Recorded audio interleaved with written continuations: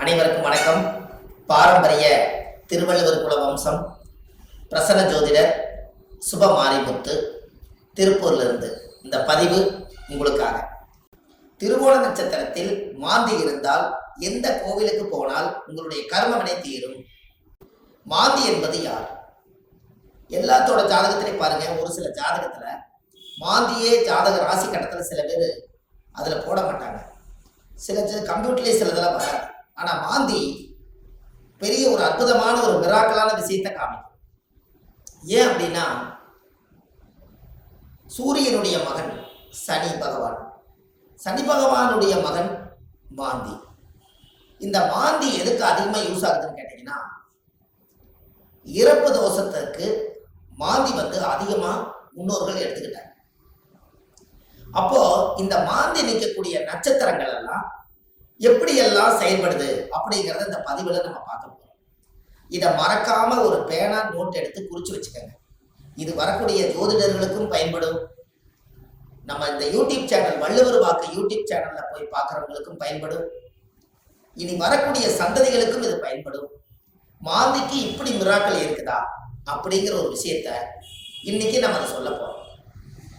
இப்போ உங்க வாழ்க்கையில நீங்க தெரிஞ்சுக்க வேண்டிய விஷயம், இந்த மாந்திக்கு ஒவ்வொரு நட்சத்திரத்துக்கும் இந்த மாந்தி தோஷம் எப்படி உருவாகுது அப்படின்னா, அந்த காலத்துல குழுகன் நின்ற வீடு குட்டிச்சவர்னு சொன்னாங்க. குழுகன் நின்ற வீடு குட்டிச்சவர் அப்படின்னா குழுகன் நின்ற வீடு குட்டிச்சவரா. அப்ப இந்த மாந்தி போய் எந்த ராசியில் இருக்குதோ, எந்த நட்சத்திரத்து மேல ஏறி உட்கார்ந்து இருக்குதோ, அந்த நட்சத்திரத்தினுடைய திசைகள் அவங்களுக்கு தோஷம் அடையுமா. அப்ப அந்த மாந்தி தோஷம் என்பது என்ன? இறப்பு சம்பந்தப்பட்டது. உங்களுக்கு ஒரு உதாரணத்துக்கு சொல்றேன். லக்னங்கிறதா உயிர், லக்னம் தான் உயிர். ஒரு மனிதனுக்கு ஒரு தாயுடைய கருவறையில இருந்து தொப்புள் கொடி அறுக்கும் நேரம் எந்த லக்னத்துல அவங்க பிறந்திருக்காங்களோ, அந்த லக்னம் எந்த நட்சத்திரத்துல கரெக்டா நிக்குதோ, அந்த நட்சத்திரத்து மேல இந்த மாந்தியோட தீட்டு தோஷம் அதுல இருக்கு. இது உங்களுக்கு தெரியுமா? இதை நீங்க கண்டிப்பா தெரிஞ்சுக்கணும். அப்ப லக்னத்தினுடைய மாந்தி பிரேதசாபம். மாந்தி என்பது இறப்பு. அப்போ அவங்க முன்னோர்கள் அந்த காலத்துல என்ன பண்ணிருப்பாங்கன்னா, ஒரு லக்னத்துக்குள்ள லக்னம் ஒரு ராசி கட்டத்துக்குள்ள 3 நட்சத்திரம் இருக்கு. இந்த 3 நட்சத்திரத்துல இப்போ ஒரு உதாரணத்துக்கு அசுவனி, பரணி, கிருத்திகை 1ஆம் பாதம், இந்த 3 மேச ராசியில இருக்குது. ஒரு உதாரணம். அதுல அசுவதி நட்சத்திரத்துல மாந்தி இருந்தா என்ன பலன், பரணி நட்சத்திரத்துல மாந்தி இருந்தா என்ன பலன், கிருத்திகை நட்சத்திரத்துல மாந்தி இருந்தா என்ன பலன், இதைத்தான் இந்த பதிவுல உங்களுக்கு சொல்ல போறேன். இது உதாரணத்துக்காக. அப்போ ஒரு நட்சத்திரம் அந்த ஜாதகத்துல நம்மளுக்கு கிடைக்க வேண்டிய நட்சத்திரம். அப்ப எந்த நட்சத்திரத்துல மாந்தி உங்களுடைய ஜாதகத்துல இருக்குதோ, அந்த நட்சத்திரத்தினுடைய திசை உங்களுக்கு தெரியும். உதாரணமா அசுவதி நட்சத்திரமா இருந்தா அவங்க கேது திசையில தான் அவங்க செயல்படுவாங்க. அப்ப ஜாதகத்துல எனக்கு என்னங்க அசுவதி நட்சத்திரம் கேது திசை நடக்குது, எனக்கு கேது அசுவதி நட்சத்திரத்துக்கு கேது திசை நடத்துறாரு, எனக்கு ஒரு பலனுமே நடக்கலைங்க அப்படின்னு நீங்க சொல்லவே வேண்டாம். அந்த அசுவதி நட்சத்திரத்துக்கு அதிபதி கேது இந்த மாந்தியோட சாபம் வாங்கி இருக்கிறதுனால அந்த திசை நம்மளுக்கு வேலை செய்ய மாட்டேங்குது. அப்ப அதை நம்ம சரிப்படுத்தினா தானே அது நிவர்த்தியாகும். அப்ப அசுவதி நட்சத்திரத்துக்கு கேது, கேது என்பது பாட்டியில பாட்டின்னு வருது. அப்ப பாட்டிக்கு ஈமகாரிய செலவு செய்யாம விட்டுட்டால், அந்த முன்னோர்களுக்கு ஈமகாரியங்கள் செய்யாம விட்டுட்டா, இறந்த முன்னோர்களுக்கெல்லாம் மூதாதிகளுக்கெல்லாம் செய்யாம விட்டுட்டா, இந்த நட்சத்திர சாபம் அந்த குடும்பத்துக்குள்ள போய் அந்த திசைக்கு யோகத்தை கொடுக்கறது இல்லை. அப்ப கர்மாவிலேயே மாட்டிக்கிறீங்க. அப்புறம் எப்படி மேல வரும்? அப்ப இதெல்லாம் அந்த காலத்துல முன்னோர்கள் குளிகை நின்ற வீடு குடிச்சவர்னு எதுக்கு சொல்லி வச்சாங்கன்னா, ஒரு வீட்டுல ராசி கட்டத்துல குளிகை நின்ற வீடு குடிச்சவர் சொல்லி வைக்கல. அவங்க சொல்லி வச்சதே குளிகன் நின்ற நட்சத்திரம் அந்த வீடு குடிச்சவர்னு வச்சாங்க. அந்த நட்சத்திரத்தினுடைய திசைகள் யாருக்கு வந்தாலும் இந்த மாந்தியோட சாபம் அவங்கள துரத்திக்கிட்டே. ஒரு உதாரணம், லக்னத்து மேலேயே மாந்தி நிற்குது. ஒருத்தருக்கு லக்னத்து மேலேயே மாந்தி, லக்னம் என்ற நட்சத்திரம் எதுவோ அதுவே மாந்தி. அந்த மாந்தி சாபம் இருந்தா அவங்க என்ன ஒரு அனாதிபாடி எடுத்து அடக்கம் பண்ணுனா அவங்களுக்கு அந்த மாந்தி சாபம் நிவர்த்தி ஆகுங்கிறது ஒரு நூல். ஏன் அப்படின்னா, அந்த லக்கணத்துக்குள்ள மாந்தி பிறக்கும் போது ஒரு தாயுடைய கருவறையில இருந்து மாந்தி என்பது நிலையா இருக்கிறது, ஒரு ராசியில ரொம்ப நாள் இருக்கிறது. லக்னம் என்பது 2 மணி நேரத்துக்கு ஒரு லக்னம் நகர்ந்து வெளியில வந்துடும். கரெக்டா அந்த பிரசவமாகி இந்த லக்னம் போய் கரெக்டா மாந்தியோட நட்சத்திரத்துல போய் கரெக்டா அந்த லக்னம் உட்கார்ந்துட்டால் இந்த லக்னம் வந்து தீட்டாய் போயிடும். இதுதான் அதனுடைய பரம ரகசியம். நம்ம அவங்களுக்கு பாருங்க, அந்த லக்னம் போய் நின்ற நட்சத்திரத்துல போய் அந்த தீட்டு விழுந்துருச்சுன்னா முகமெல்லாம் மாறிடும். முகம் அவங்களோட தேஜஸ் இருக்காது, ஒரு இருளன்ற மாதிரி இருப்பாங்க. என்னமோ ஒரு தோஷம் அவங்கள தாக்கிட்டே இருக்கும். ஒரு செயல்பாடு சிறப்பா இருக்காது. எந்த ஒரு காரியம் எடுத்தாலும் தடை, வீட்டு காரியம் எடுத்தாலும் தடை, தொழில போய் ஜெயிக்கலாம்னா தடை, திருமண வாழ்க்கையில நிம்மதியா இருக்கலாம்னா திருமணத்துல திருப்தி இல்லை, குழந்தை பாக்கியம் பெற்றுக்கலாம்னா குழந்தைக்கு ஏதாவது ஒரு ஒச்சனை, பூர்வீகத்துல போய் வாழலாம்னா பூர்வீகத்துல முன்னோருடைய சாபம். இப்படி வந்து இந்த மாந்தியுடைய நட்சத்திர தோஷங்கள் உங்களுக்கு அதிகமான முறையில இது கர்மாவா செயல்படுது. அப்போ முன்னோர்கள் அந்த காலத்துல இதுக்கு எல்லாமே கோவில் வச்சிருக்காங்க பாருங்க. இதுதான் ஒரு ஹைலைட்.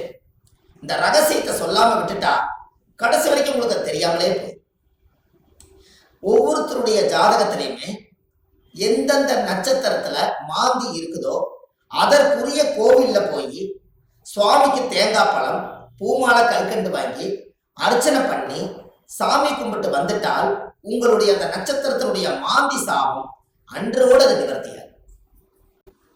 அப்ப இது ஒரு பெரிய அற்புதம் அல்லவா? இப்ப நீங்க தெரிஞ்சுக்கணும். அப்ப அந்த கோவிலுடைய வரலாறு எங்க இருக்குது, அந்த கோவிலை நம்ம எப்படி கண்டுபிடிக்கிறது, இந்த கோயிலுக்கு போறதுக்கு வழிமுறைகள் என்ன, இது எல்லாமே நீங்க தெரிஞ்சுக்கிட்டா மட்டும்தான் அந்த வாழ்க்கை உங்களுக்கு கரெக்டா செய்யணும். அப்போ முன்னோர்கள் அந்த காலத்துல சூரியனுடைய மகன் சனி பகவான், சனி பகவானுடைய மகன் மாந்தி. அப்ப அப்பாவுடைய பேரன் தான் நம்மளுக்கு மாந்தி தோஷமா வர்றாரு. அப்ப அப்பாவுடைய சொத்து பிள்ளைக்குத்தானா, அப்பாவுடைய பாவம் பிள்ளைக்குத்தானே. அந்த கர்மாவில இருந்துதான் உங்களால வெளியில வர முடியல. அப்ப இது மூலியமா தான் உங்களுக்கு கர்மா செயல்படுது. பாருங்க, உங்களுக்கு தாத்தாவோட சொத்து அந்த காலத்துல பாத்தீங்கன்னா தாத்தாவோட சொத்தை கொண்டு போய் வாழ்ந்து முடிச்சுட்டு உயிர் எழுதும் போது பேரன் பேர்ல போய் எழுதுவார். அப்ப சூரியனுக்கும் சனி பகவானுக்கு தொடர்பு இல்லை, மாந்திக்கு தான் தொடர்பு வருது. அப்போ அந்த ஜாதகத்திலேயே அப்ப மாந்தி என்பது உள்வனை கர்மா. மாந்தி என்பது முன்னோர்களுக்கு திதி கொடுக்காம விட்டுட்டீங்கன்னா அது நட்சத்திரத்தினுடைய மாந்தி போய் அந்த தோஷம் அடைஞ்சிடும். அந்த திசைகள்ல நம்மளுக்கு சரியான பிரச்சனைகள் வந்து எல்லா கோயிலுக்கும் போயிட்டு வந்துட்டுங்க, எல்லா பூஜையும் பண்ணிட்டு வந்துட்டேன், எல்லா பரிகாரங்களும் சொன்னதெல்லாம் செய்திருக்கேன். ஆனா ஏன் எனக்கு வந்து ஒவ்வொரு நாளும் பலாபலம் மாறி வருது, எனக்கு எதுவுமே நடக்கலையே, இப்படி ஒரு கேள்வி பிறக்குது. அப்ப அந்த ஜாதகத்தை வாங்கி பார்த்தா நீங்க என்ன நட்சத்திரத்துல திசை நடக்குதுன்னு கேட்டா எனக்கு ஒரு நட்சத்திரம் அஸ்வினியில திசை நடக்குது, எனக்கு கேது திசை நடக்குதுங்க. கேது அது மாந்தியோட நட்சத்திரம், அஸ்வினியில இருந்து நிற்கும். அப்போ இப்படித்தான் ஒவ்வொருத்தருடைய நட்சத்திரத்தையும் இந்த மாந்தி லாக் பண்ணி வச்சிருக்கு. இதை தெரிஞ்சுக்கிட்டாலே உங்க வாழ்க்கை ரொம்ப சிறப்பா இருக்குமே. அப்ப இந்த மாந்திங்கிற ஒரு கர்மா கேரளாவில எல்லாம் பாத்தீங்கன்னா குளிகனை வச்சுதான் ஜாதகமே கணிப்பாங்க. அவங்களுக்கு கர்ம வினை கண்டுபிடிக்கிறதே குளிகனை வச்சுதான். அதனாலதான் குளிகன் இந்த வீடு குட்டிச்சவர்னு அந்த காலத்துல சொன்னது. கேரளாவில் பிரசன்னம் பார்த்தாங்கன்னா குளிகை தோஷம் இருக்குதுங்கிறத அவங்க அதை தெளிவா சொல்லுவாங்க. அப்ப அதை சொல்லி முதல் முன்னோர்களுடைய கர்மாவை நிவர்த்தி செய்துட்டா நீங்க இந்த பூமியில பிறக்கும் போது கொண்டு வந்த யோகம் வேலை செய்யுங்கிறது ஒரு ரூல் உண்டு. அது அந்த காலத்துல இருந்தே இருக்கு. நாம நல்லா யோசிச்சு பாருங்க, நம்ம போன ஜென்மத்துல செய்த பாவங்கள் இந்த ஜென்மத்துல கிரக அமைப்போட இருந்து நான் ஏதாவது ஒரு கஷ்டமா தான் நம்ம என்ன சொல்றோம், போன ஜென்மத்துல நான் என்ன பாவம் செஞ்சேன்னு எனக்கு தெரியலீங்க, ஆனா இந்த ஜென்மத்துல நான் ரொம்ப கஷ்டப்பட்டு போயிட்டேன், ஒரு காலம் கெட்டால் ஒரு காலம் நான் நல்லா இருக்கணும், நான் சம்பாதிச்சதுலயும் நிம்மதி இல்லை, வாழ்க்கையிலேயே எனக்கு நிம்மதி இல்லை, குழந்தை பெற்று பார்த்தா அது நிம்மதி இல்லை, கணவன் மனைவியோட வாழ்ந்து பார்த்தா அதுலேயே நிம்மதி இல்லை, எனக்கு இந்த ஜாதகத்துல ஏன் தான் நான் அந்த பிறப்பு வாங்கி வந்தேன்னு எனக்கும் தெரியல, அப்ப நான் எப்பதான் நான் நல்லா இருப்பேன் அப்படின்னு ஒரு கேள்வி பிறக்குது. அப்ப இந்த இடத்துல என்னன்னு கேட்டா சூரியன் ஒரு ஜாதகத்துல உச்சமா இருக்காரு, நீங்க ஜம்முன்னு இருப்பீங்க, சனி உச்சமாக்குறாரு ஜம்முன்னு இருப்பீங்க, இதெல்லாம் ரைட்டு. ஆனால் இந்த கர்ம வினைங்கிறது ஒண்ணு என்னன்னா தாயுடைய கருவறையில இருந்து தொப்புள் கொடி அறுக்கும் போதே இந்த பிரபஞ்சம் கொடுக்கக்கூடிய அந்த கர்மா தோஷம் தான் அந்த லக்ன தோஷமோ இந்த நட்சத்திரத்தினுடைய மாந்தி தோஷம். அப்போ ஒவ்வொரு நட்சத்திரக்காரர்களுக்கும் மாந்தி எந்த நட்சத்திரத்துல இருக்குதோ அதுக்குரிய கோயிலுக்கு போயிட்டு வந்தீங்கன்னா கண்டிப்பா உங்க லைஃப்ல ஒரு மாற்றம் ஏற்படும். அதுக்கப்புறம் உங்களோட தொழில் விருத்தியாகும், குடும்ப விருத்தியாகும், மனை விருத்தியாகும், மாங்கல்ய விருத்தியாகும், ஆயுள் ஆரோக்கிய ஐஸ்வர்யம் விருத்தியாகும், புத்திர பாக்கியம் விருத்தியாகும், செய்யும் தொழிலில் லாபம் கிடைக்கும், மன நிம்மதி சந்தோஷம் உங்களுக்குள்ள இருக்கும், பட்ட கடன் அடைச்சிருவீங்க, தீராத துன்பத்திலிருந்து வெளியே வந்துருவீங்க, வெளிநாட்டு பயணம் போக வேண்டிய தடைகளுக்கு போயிட்டு வந்துருவீங்க. திருமணமே ஒரு வாழ்க்கை அமைஞ்சு எனக்கு சரியில்லை, மறுவாழ்வு தான் எனக்கு வேண்டும் நினைச்சிட்டு இருக்கிறவங்களுக்கு மறுவாழ்வு. குடும்பத்துக்குள்ள தீராத நோய்கள், மருந்து இல்லாத நோய்க்கு மருந்து, எல்லாமே உங்களுக்கு கிடைக்கும். அதுக்கு நீங்க என்ன பண்ணணும், உங்க ஜாதகத்தை நீங்க நல்லா எடுங்க. ஜாதகத்தை எடுத்து உங்க ஜாதகத்துல மாந்தி சாரமாகாத கிரகம் சோரம் போய் விடுமா, மாந்தி எந்த நட்சத்திரத்துல இருக்குதோ அந்த நட்சத்திரம் எதுன்னு பாருங்க. அந்த நட்சத்திர கோயிலுக்கு கரெக்டா நீங்க போயிட்டு வாங்க. உங்களுக்கு அந்த மாந்தி நின்ற நட்சத்திர தோஷம் நிவர்த்தியானால் உங்களுக்கு நடக்கிற குடும்பத்துல எல்லாம் நல்லா. அப்போ இந்த ஜாதகத்துல இவ்வளவு பெரிய ரகசியத்தை நிவர்த்தி பண்ணலைன்னா அது முடக்கு மாதிரி அப்படியே முடங்கி போயிடும். இதனாலதான் அந்த ஜாதகத்துல அந்த காலத்திலேயே இந்த விஷயத்த சொல்லி வச்சாங்க. இது இன்னைக்கு தான் அது வெளியில வருது, இருந்தாலும் பரவாயில்ல. இதுக்கு மேலே அது வெளியில வரலைன்னா கடைசி வரைக்கும் இந்த ரகசியம் தெரியாமலே. இப்ப ஜாதகத்துல நீங்க கண்டிப்பா தெரிஞ்சுக்க வேண்டிய விஷயம் இருக்குதா இல்லையா? உங்க முன்னோர்களுடைய கர்மாவை தான் நீங்க சுமந்துட்டு இருக்கிறீங்க. அதை இறக்கி வச்சுட்டாலே உங்க ஜாதகத்துல இருக்கிற யோகம் கட்டாயம் வேலை செய்யும் அல்லவா? ஒவ்வொருத்தரும் மனசுக்குள்ள நம்ம எதோ சம்மந்தம் இல்லாத உள்ளத்துக்குள்ள எதையாவது ஒரு மனசுக்குள்ள போட்டு பரட்டிட்டே இருக்கிறோம்.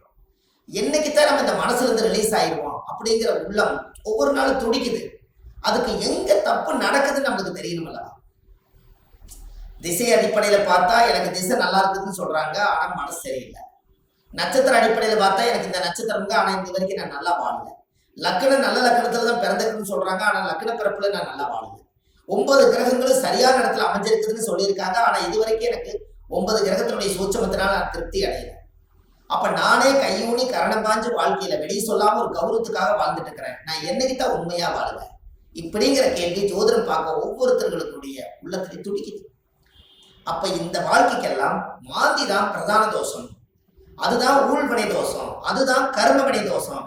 முடக்கு தோஷத்துக்கு அப்பாற்பட்டு 100 விதமான தோஷத்துக்கு ஒரே தோஷம் மாந்தி தோஷம். இந்த இறப்புக்கு மட்டும் ஒரு பெரிய தோஷம் என்னன்னா மாந்தி தான் இறப்பு. உங்களுக்கு ஒண்ணு தெரியுமா? குளிகை காலத்துல சொல்லுவாங்க, ஒரு குளிகை காலத்துல ஒரு விஷயத்த செஞ்சா திரும்ப திரும்ப செஞ்சுக்கிட்டே இருப்பாங்கம்பாங்க. அப்ப நல்லது செஞ்சாலும் திரும்ப திரும்ப வரும், கெடுதல் செஞ்சாலும் திரும்ப திரும்ப வருமா? அப்ப குளிகை நேரத்துலதான் எதை செய்யணும்னு அந்த காலத்துல முன்னோர்கள் அதை யோசிச்சு வச்சிருக்காங்கல்ல. இது எல்லாம் தான் உலகத்துல இருக்கு. நீங்க போங்க, வள்ளுவர் வாக்குன்னு யூடியூப் சேனல்ல போனீங்கன்னா இது போல ஆயிரக்கணக்கான பரிகாரத்தை நிறைய கொடுத்துருக்கேன். கண்டிப்பா இதெல்லாம் நீங்க தெரிஞ்சுக்கணும். ஏன்னா அந்த மாந்தியோட சாபத்தை தீர்த்துட்டாலே உங்க வாழ்க்கையில ஒரு அஸ்வமேத யாகம் நடத்துறதுக்கு சமம் கொடுக்கும். எப்படி ஒரு பிரமாதமான ஒரு பிறப்புன்னு பாருங்க. அப்ப இந்த கண்டிப்பா உங்களுக்கு இதுக்கு ஒரு தீர்வு வேணும் அல்லவா? அதுக்கு நீங்க முதல் இந்த கோவிலை கண்டுபிடிக்கிறதுக்கு முன்னாடி முதல் நீங்க வீடு வாசல்லாம் வலிச்சு சுத்தப்படுத்திட்டு, இந்த மாந்திக்கு ஏதாவது ஒரு அனாதையா இறந்து போயிருந்தாலோ இல்ல ஒரு இறப்புக்கு நீங்க போனாலோ, எங்களோட வாழ்க்கையில மாந்தி தோஷம் பிரேத தோஷம். யாருடைய நட்சத்திரத்துல மாந்தி இருக்கு அந்த நட்சத்திரத்துக்கு பிரேத தோஷம். அதனால இறந்தவங்களுக்கு ஏதாவது ஒரு ரோஜாப்பூ மாலை வாங்கி கொண்டு போய் மாலை போட்டுவாங்க. அப்படி இல்லைன்னா ஒரு வில்வ மாலை வாங்கி கொண்டு போய் போட்டுவாங்க. அதை போட்டுட்டு வீட்டுல மஞ்சள் தண்ணி கல்லுப்பு போட்டு வீடு வாசல்லாம் வலிச்சு நீங்க சுத்தப்படுத்தி உங்க குலதெய்வம் கோயில போய் 11 ரூபாய் காணிக்க, வெத்தலைப்பாக்கு, எலுமிச்சம்பழம் இதை கொண்டு போய் சாமியோட பாதத்துல வச்சு கும்பிட்டுட்டு இந்த மாந்திக்கு உண்டான கோவிலுக்கு நீங்க போயிட்டு வரணும். திருவோண நட்சத்திரத்தில் மாந்தி இருந்தால் திருமேகூர் சக்கரத்தாழ்வார் உள்ளது. அந்த கோவிலுக்கு சுவாமிக்கு தேங்காய் பழம், பூமாலை, கல்கண்டு வாங்கி அர்ச்சனை செய்து உங்கள் ஜாதகத்தை சுவாமியுடைய பாதத்தில் வைத்து வந்தால் அன்றோடு உங்க ஜாதகத்தில் உள்ள ஜென்ம பாவதோஷம் அன்றோடு நிவர்த்தியாகும். அப்ப அந்த கோவிலுக்கு நீங்க போறதுக்கு முன்னாடி இந்த வீடு வாசல்லாம் வலிச்சு நீங்க சுத்தப்படுத்தி, குழந்தை பிறந்த வீடு, வயசுக்கு வந்த வீடு, இறந்த வீடு, இந்த வீட்டுகளுக்கெல்லாம் நீங்க போகாம இந்த பிரேதத்துக்கு நீங்க மாலை போட்டுட்டு 3வது நாள்ல இருந்து ஒரு 3 நாளைக்காவது வீடு வாசல்லாம் வலிச்சு சுத்தப்படுத்தி நான்வெஜ் எதுவுமே யூஸ் பண்ணாம நீங்க பரிசுத்தமா நீங்க இருக்கணும். இருந்துதான் நீங்க அந்த கர்மவினை தீர்க்கக்கூடிய கோயிலுக்கு நீங்க போயிட்டு வர முடியும். நல்லா புரிஞ்சுக்கங்க. இதுல குலதெய்வம் எனக்கு தெரியலீங்கன்னு சொன்னால் உபாசன தெய்வம், நீங்க என்ன இஷ்ட தெய்வத்தை இப்ப வணங்கிட்டு இருக்கிறீங்களோ அந்த தெய்வத்தோட பாதத்துல வெத்தலை வாக்கு, எலுமிச்சம்பழம், பூ, பழம், கனி வச்சு சாமி கும்பிடுங்க. ஒருவேளை எனக்கு உபாசன தெய்வம் தெரியலனா விநாயகர் கோயிலை வச்சு சாமி கும்பிடுங்க. வினையை தீர்க்கக்கூடியவர் விநாயகர். அப்படி ஒருவேளை எனக்கு விநாயகர் கோயிலும் முடியலனா முருகன் கோயில்ல திருச்செந்தூர் முருகனை நினைச்சுக்கலாம். 6 வடை வீட்டுல எந்த வடை வேணாலும் நீங்க எடுத்துக்கலாம். இப்படி ஏதாவது ஒரு தெய்வாலயத்துல வெத்தலை பாக்கு 11 ரூபாய் காணிக்க, எலுமிச்சம்பழம் இதை வச்சு நான் இந்த கர்ம வினையை தீர்த்துட்டு வர்றேன், அதை தீர்த்துட்டு வந்ததுக்கு அப்புறம் என்னுடைய வாழ்வாதாரம் நல்லா இருக்குன்னு சொல்லி நீங்க அந்த ஒரு மூல மந்திரத்தை நீங்க ஒரு கோயில்ல போய் சொல்லணும். என்னன்னு சொல்லணும்? முற்பிறவியில செய்த பாவங்கள் என்னோட கர்மாவெல்லாம் தீரணும்னு சொல்லி கோயில்ல நீங்க விளக்கு போட்டு ஒரு 21 முறையாவது அந்த கோயில் முன்னாடி போய் சாமி கிட்ட சொல்லணும். என்னன்னு? முற்பிறவியில செய்த பாவங்கள் எப்பிறவிக்கும் தொடராமல் இருக்க, இப்பிறவியிலேயே என்னுடைய தந்தை வழியில வந்த கர்ம வினைகளும் தாய் வழியில வந்த கர்ம வினைகளும் என்னுடைய இந்த பூர்வ ஜென்மத்துல நான் இந்த பூமியில கொண்டு வந்த கர்ம வினைகளும் இன்றோடு நிவர்த்தி ஆகட்டுன்னு சொல்லி உங்க ஜாதகத்துல இந்த கர்மா தோஷத்தை நீங்க சுத்தப்படுத்தியாச்சுன்னா அன்னையோட உங்க வாழ்க்கை ரொம்ப சிறப்பா இருக்கும். இதை சொல்லி விளக்கு போட்டு சாமி கும்பிட்டு தேங்காய் பழம் பூமாலை கல்கண்டு வாங்கி அர்ச்சனை பண்ணி சாமி கும்பிட்டு வாங்க. அன்னையோட அது நிவர்த்தி ஆகும். அந்த கோவில் என்னங்கிறது தான் இப்போ உங்களுக்கு சொல்ல போறேன். ஏன்னா இந்த கோயில் நம்ம எப்ப சொல்லணுங்கிற ஒரு விதி இருக்குது. இந்த அர்த்தங்கள் எல்லாம் புரியாம நீங்க கோயிலுக்கு தெரிஞ்சிட்டாலோ கோயிலுக்கு போனாலோ விவரம் பத்தாது. அதனால நீங்க இதை செஞ்சீங்கன்னா உங்க வாழ்க்கை ரொம்ப பிரமாதமா இருக்கும் என்று சொல்லி இந்த ஒவ்வொருத்தரோட வாழ்க்கையிலையுமே இந்த மாந்தி தோஷம் நம்மளை ரொம்ப கடுமையான பாதிப்புல கொண்டு போய் எல்லா மக்களையும் உட்கார வச்சதுனால இந்த மாந்தியிலிருந்து நீங்க விடுதலை ஆயிட்டால் உங்களுக்கு சுதந்திரம் கிடைச்சாச்சு. உங்க ஜாதகத்தினுடைய பிடியிலிருந்து, தோஷத்தினுடைய பிடியிலிருந்து, உங்க வாழ்வாதாரத்தினுடைய பிடியிலிருந்து நீங்க மிகப்பெரிய பிரம்மாண்டமான ஒரு ஆரோக்கியமான வாழ்க்கை வாழுவீங்க. இந்த மாந்தி சாபத்தை நிவர்த்தி பண்ணிட்டு வாங்க. உங்க வாழ்க்கை எப்படி இருக்குதுன்னு மட்டும் பாருங்க. வள்ளுவர் வாக்குன்னு யூடியூப் சேனல்ல போயிட்டு இருக்குது. ஆன்லைன்லயே நம்ம ஜாதகம் பார்க்கறோம். Date of birth, time, place நீங்க கொடுத்தா போதும், ஜாதகத்தை கணிச்சு போன்லயே உங்களுக்கு சொல்லிடுறோம். இதுல உங்க ஜாதகத்துல கீழே போயிட்டு இருக்கிற நம்பருக்கு நீங்க ஒரு முன்பதிவு செய்து வச்சுக்கோங்க. இந்த மாதிரி 1000 பரிகாரங்கள் உங்களுக்கு எளிமையா கொடுத்துருக்கறனால இதை நீங்க ஒரு சப்ஸ்கிரைப் பண்ணுங்க. டெய்லி போடக்கூடிய வீடியோ உங்களுக்கு வந்துடும். அப்ப இந்த ஒரு சூட்சமத்தை இன்னைக்கு இந்த மாந்தி தோஷத்தை நிவர்த்தி பண்றதுக்கு கட்டாயம் உங்களோட வாழ்க்கையில ஒரு மிகப்பெரிய ஒரு மாற்றத்தை நீங்க ஏற்படுத்த போகுது. அப்ப என்னென்ன நட்சத்திரத்துல மாந்தி இருந்தால் இந்த கர்மதோஷம் நீங்கிறத 27 நட்சத்திரத்துக்காரர்களுக்கும் இந்த வீடியோவை நான் உங்களுக்கு பதிவா கொடுக்குறேன். ஒவ்வொரு நட்சத்திரக்காரர் 27 நட்சத்திரத்துல யாராரு இந்த உலகத்துல எந்தெந்த நட்சத்திரத்துல நீங்க பிறந்திருக்கீங்களோ அந்தந்த நட்சத்திரத்துல போய் அதுக்குரிய கோயிலுக்கு போய் வழிபாடு பண்ணிட்டு வாங்க. கண்டிப்பா உங்க வாழ்க்கை நல்லா இருக்கும். அதுக்காக இந்த பதிவை கொடுக்குறேன். பாரம்பரிய திருவள்ளுவர் குல வம்சம், பிரசன்ன ஜோதிடர் சுப மாரிமுத்து, திருப்பூர்ல இருந்து. நன்றி, வணக்கம்.